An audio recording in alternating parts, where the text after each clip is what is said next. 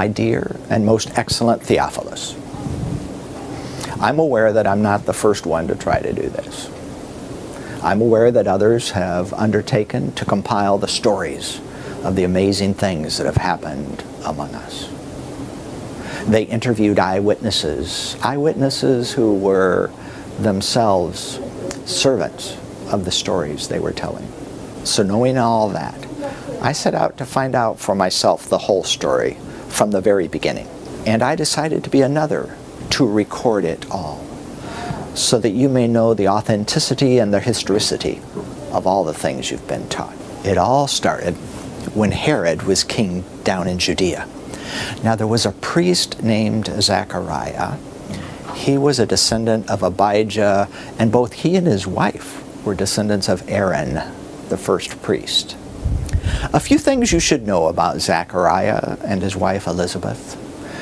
One is that they were really good people. I mean, they obeyed all the rituals, they followed all the commandments, they were in good standing with God, but nevertheless, they had never had a child. It was the emptiness in their lives. And now they were old, too old. Well, it turns out that one time Zechariah's priestly division was called up to service. So that meant they had to go to Jerusalem, where they would serve in the temple for a certain amount of time.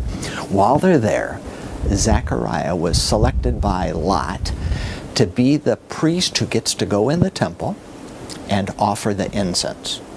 So all the other worshipers wait outside. Zechariah goes inside. There's that square incense table covered with gold.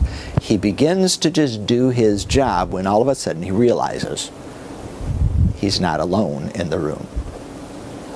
There is an angel standing at the right-hand side of the table of incense. First he's startled, then he's terrified, but the angel says to him, Zechariah, don't be afraid. Your prayer has been heard. Your wife, Elizabeth, is going to bear you a son. He's going to be a joy to you. He's going to be a delight to you.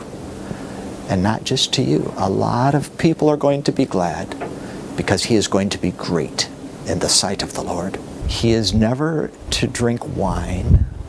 He's never to have any alcohol, in fact, because from even before the time he's born, he will be filled with the Holy Spirit. He'll bring a lot of Israelites back to the Lord their God. He'll make a path for the Lord in the spirit and power of Elijah. He'll turn the hearts of mothers and he'll turn the hearts of fathers back to their children. He'll turn those who have stepped off the path back onto the path of justice to get people ready for the Lord.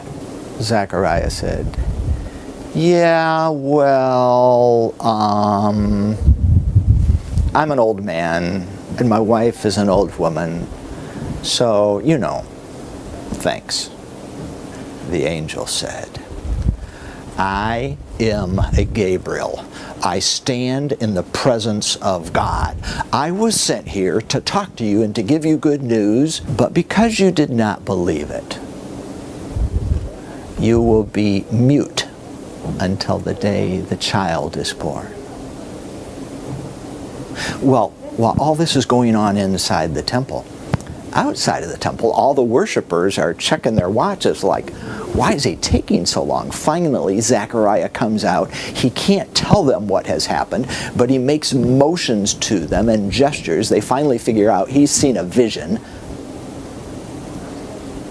After Zechariah's division was done in Jerusalem, he returned home. Not long after that, Elizabeth was pregnant. They didn't tell anyone for the first 5 months. It was their little secret. Elizabeth said, this is what the Lord has done. I have found favor with the Lord. He has taken away my shame in front of my people. And that's one small part of God's big story.